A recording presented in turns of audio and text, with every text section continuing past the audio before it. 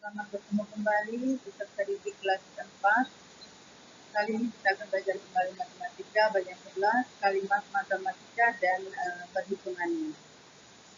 Nah, jadi Ibu berharap kalian nanti bisa menunjukkan cara menghitung kualitas yang menggunakan tanda kurung.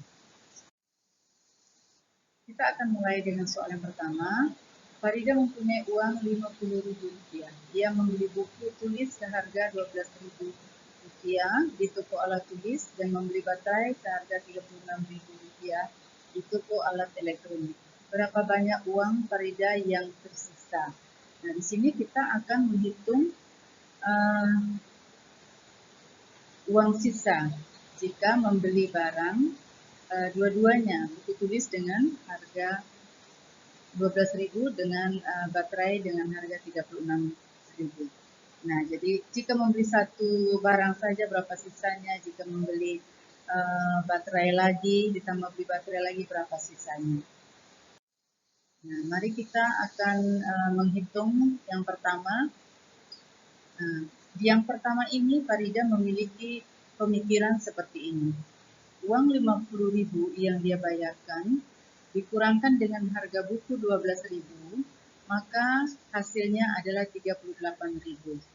Nah, hasil Rp38.000 ini dikurangkan dengan harga baterai Rp36.000, maka hasilnya adalah Rp2.000. Jadi uang sisa dari Farida adalah Rp2.000. Namun, Ibu Farida memiliki pemikiran yang lain yang berbeda dengan Farida. Ibu Farida berpikir bahwa uang Rp12.000 atau harga barang Rp12.000, harga buku ditambah dengan harga baterai Rp36.000, itu dijumlahkan, maka harga barang yang dia beli kedua-duanya adalah Rp48.000. Kemudian uang Rp50.000 dikurangi dengan harga barang yang dia beli, itu jumlahnya Rp48.000, maka hasilnya Rp2.000. Nah, di sini didapatkan hasil yang berbeda. Nah, maaf, hasil yang sama dengan cara yang berbeda. Nah, jadi dapat disimpulkan bahwa Rp50.000 dikurangi Rp12.000 dikurangi Rp38.000, maka hasilnya adalah Rp2.000. Nah, itu adalah pemikiran Farida dengan mengurangkan dua buah harga barang berturut-turut. Sedangkan Ibu Farida mengurangkan Rp50.000, uangnya dikurangi Rp48.000 harga barang sehingga hasilnya adalah Rp2.000. Nah, jadi di sini kita menggunakan tanda kurung untuk menunjukkan bagian yang dihitung terlebih dahulu seperti harga total. Jadi seperti harga total antara harga buku dengan harga baterai tadi ya, seperti contoh di bawah. Jadi kita menggunakan tanda kurung untuk menjumlahkan harga total suatu barang. Nah, contoh yang kedua, kaos kaki seharga Rp36.000 ya, dijual dengan potongan harga Rp3.000. Jika kamu membayarnya Rp100.000, berapakah uang kembalian yang kamu terima? Nah, jadi di sini kita membayar dengan uang Rp100.000, kemudian kita mengurangkan harga kaos kaki Rp35.000, kemudian dikurangi dengan potongan harga Rp3.000, maka hasilnya adalah Rp78.000. Nah, jadi harga kaos kaki itu menjadi Rp32.000. Jadi setelah Rp35.000 dikurangi Rp3.000, maka harganya adalah Rp32.000. Maka sisa uang yang dimiliki itu adalah Rp78.000. Nah, di sini kita akan belajar mengenai mengkalimatkan sebuah bilangan, ya. Jadi atau boleh dikatakan menggambarkan kalimat matematika. Nah, jika kita mengurangkan 70.000 dikurangi 50.000 ditambah 18.000 dengan menggunakan tanda kurung, berarti itu kita akan menjumlahkan dua buah benda, menjumlahkan dua buah barang yang kita beli, yaitu 50.000 dengan 18.000, baru dikurangi dengan harga dikurangi dengan uang yang kita bayarkan. Namun berbeda di bagian soal yang kedua di sebelah kanan, 50.000 dikurangi dalam kurung, ya, 45.000 dikurangi 4.000 rupiah. Nah, di dalam kurung ini ada tanda kurang lagi. Itu menandakan bahwa kita harus mengurangi sebuah harga barang seperti mendapat diskon, ya. Jadi di sini ibu membeli piring 1 lusin seharga 45.000 dan mendapat potongan harga 4.000. Dan ibu membayar dengan uang 50.000. Nah, jadi seperti itu bahasa atau kalimat matematikanya. Kemudian soal yang keempat. Jadi di sini kita akan berbicara mengenai urutan perhitungan. Hendra membeli 1 plastik permen seharga 900 dan 2 bungkus permen yang harganya 100 per buahnya. Nah, tuliskan kalimat matematika yang menyatakan harga seluruh permen.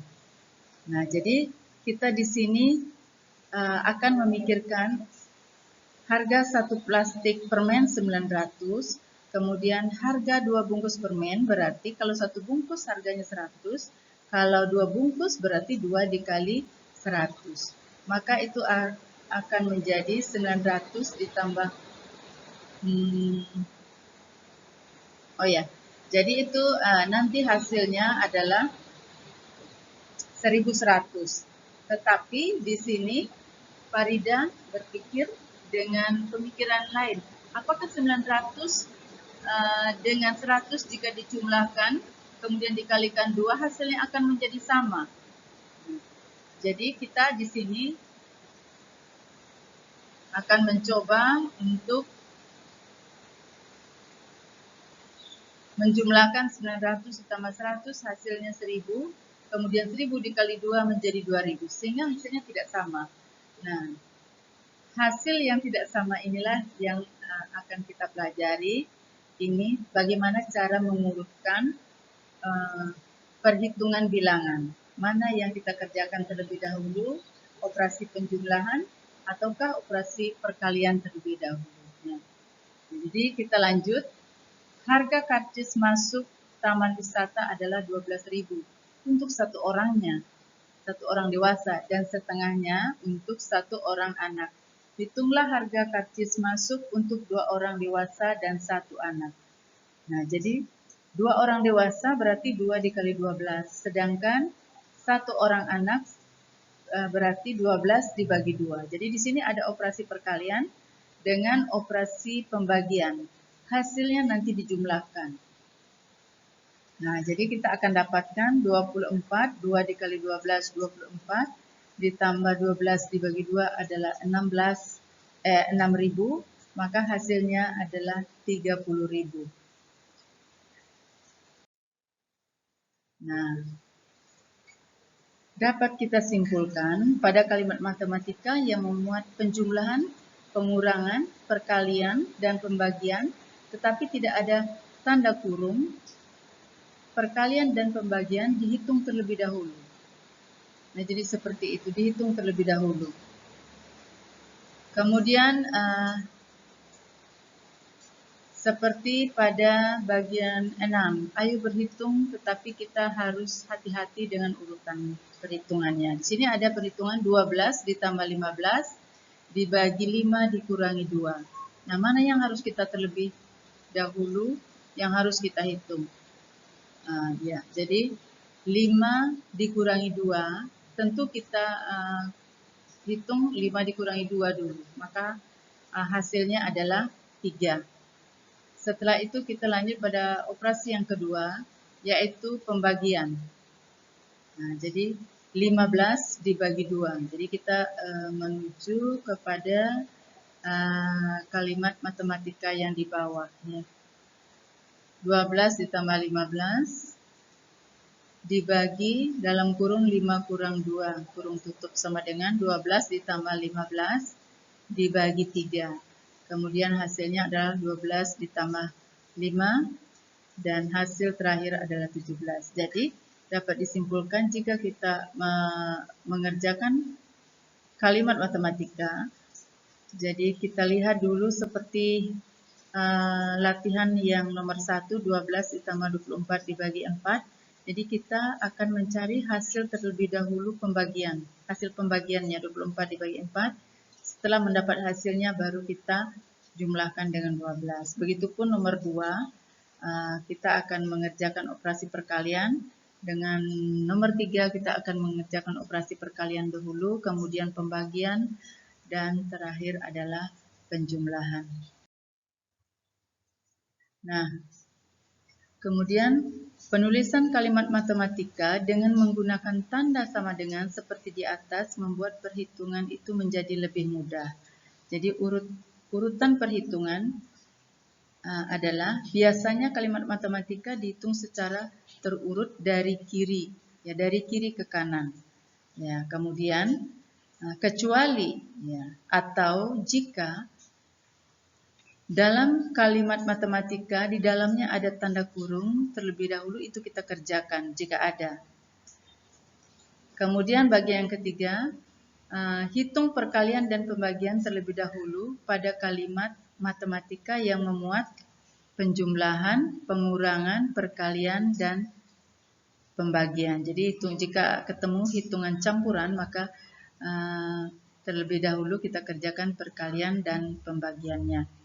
Nah, seperti contoh pada latihan yang berikut, kalian bisa kerjakan 12 dibagi 2 dikali 3, jadi itu sesuai urutan 12 dibagi 2 dahulu, kemudian setelah mendapat hasilnya dikali 3.